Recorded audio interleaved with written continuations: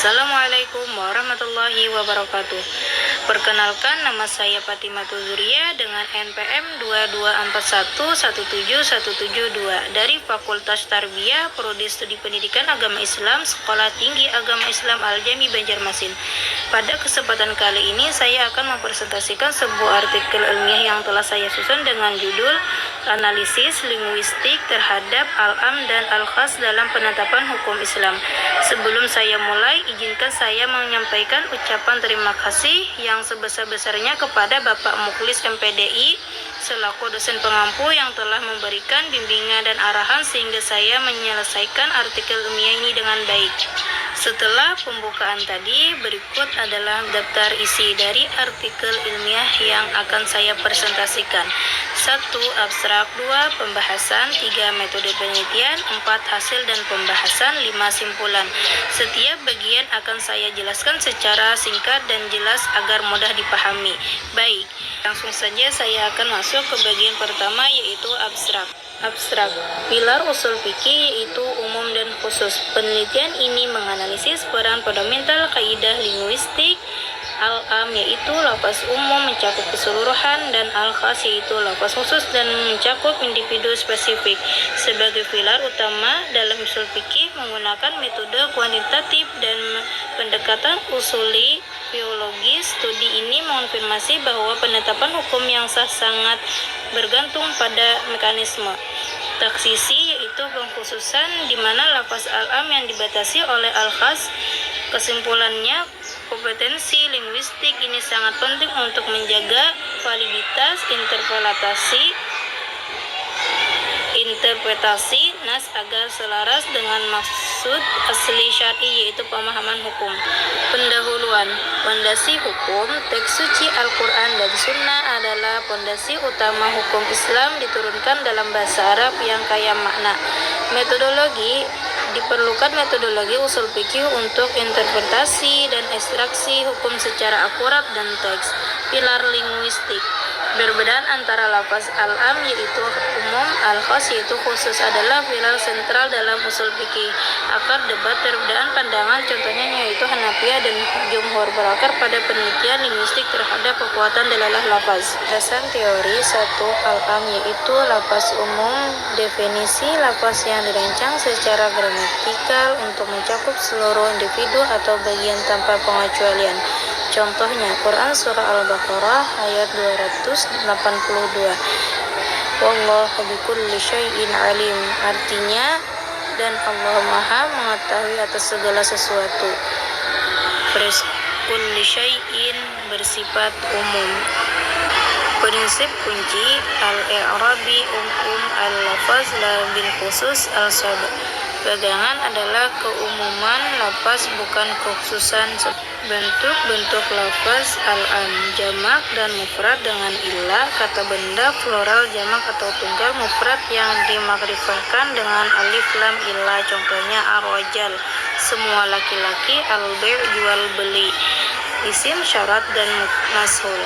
Kata penghubung atau kata syarat contohnya man siapapun, ma apapun, paman syahida barang siapa. Dalam konteks negatif kata benda tak tentu nakarah yang didahului oleh peniadaan naifu, contohnya la ilaha illallah, tidak ada Tuhan. Landasan teori al-khas yaitu lafaz khusus.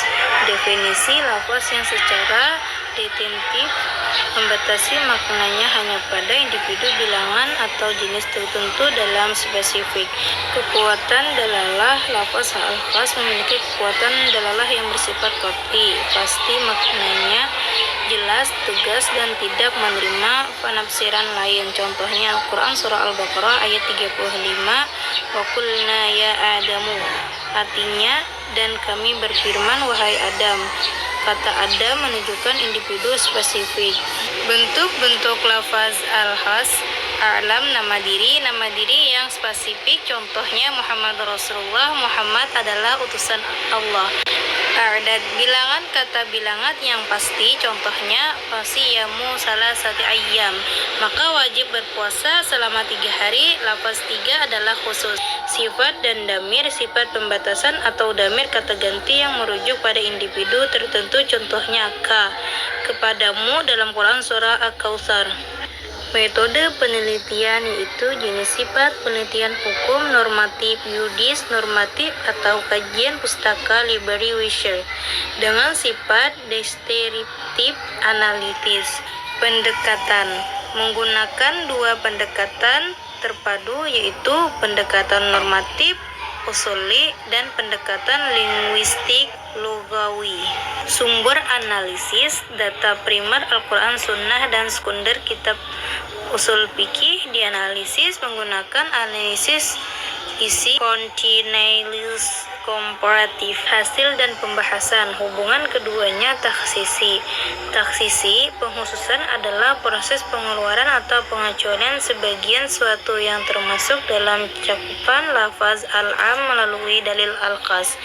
Ini adalah dialektika utama antara lafaz umum dan lafaz khas dalam penetapan hukum. Macam-macam taksisi. A. Taksisi mustahsi, bersambung, dalil pengkhususan yang menyatu bersambung dalam satu kalimat dengan lafaz al-am. Istisna, pengecualian menggunakan kata kunci illa. Contohnya, semua lulus kecuali Zaid. Syarat ketentuan menghubungkan hukum dengan syarat, contohnya jika kamu ahli waris. Sifat membatasi dengan kata sifat, contohnya hewan yang disembelih. B. Taksisi manufasil terpisah, dari pengkhusus datang secara terpisah, lain ayat lain hadis, dari lafaz al-am yaitu Al-Quran dengan hadis, ayat umum wasiat. Quran Surah Al-Baqarah ayat 180 dikhususkan oleh hadis la wasiata liwarisi, tidak ada warisan bagi ahli waris. Implikasi dan studi khusus idadah talak. Analisis linguistik sangat krusial untuk menentukan cakupan hukum secara tepat. Dalil umum yaitu Al-Quran Surah Al-Baqarah ayat 228, lafaz al-mutalaqatu yaitu wanita ditalak bersifat umum mencakup semua wanita ditalak, yaitu idadah 3 quru. Dalil khusus taksisi yaitu hadis, wanita yang ditalak sebelum digauli la iddata alaihinna, yaitu tidak ada idadah bagi mereka. Ayat, wanita hamil idadahnya sampai melahirkan. Quran Surah At-Talaq ayat 4. Hadis hukum umum yaitu 3 quru hanya berlaku bagi wanita yang sudah digauli dan tidak dalam keadaan hamil. Simpulan, uraian tersebut dapat disimpulkan bahwa kaidah al-am dan al-khas merupakan landasan fundamental dan dalam usul fikih yang berperan penting dalam menjaga keseimbangan antara keluasan dan pembatasan makna. Keluasan dan pembatasan makna nas melalui analisis linguistik yang cermat. Hukum Islam dapat ditetapkan secara otentik dan tetap sejalan dengan maksud asli syar'i. Pembuatan hukum. Proses penetapan hukum tidak bersifat tekstual semata, melainkan metodologis dengan mengintegrasikan unsur bahasa, logika, serta tujuan-tujuan syariat. Maksud al-syariah. Dalam hal ini, mekanisme menjadi jembatan penting antara teks dan konteks, memastikan agar penerapan hukum Islam tetap adil dan relevan dan adaptif terhadap dinamika zaman tanpa mengabaikan prinsip-prinsip keilahinya. Demikian presentasi yang dapat saya sampaikan. Saya mohon maaf apabila terdapat kekurangan dalam penyampaian materi ini. Terima kasih atas perhatian dan kesempatannya.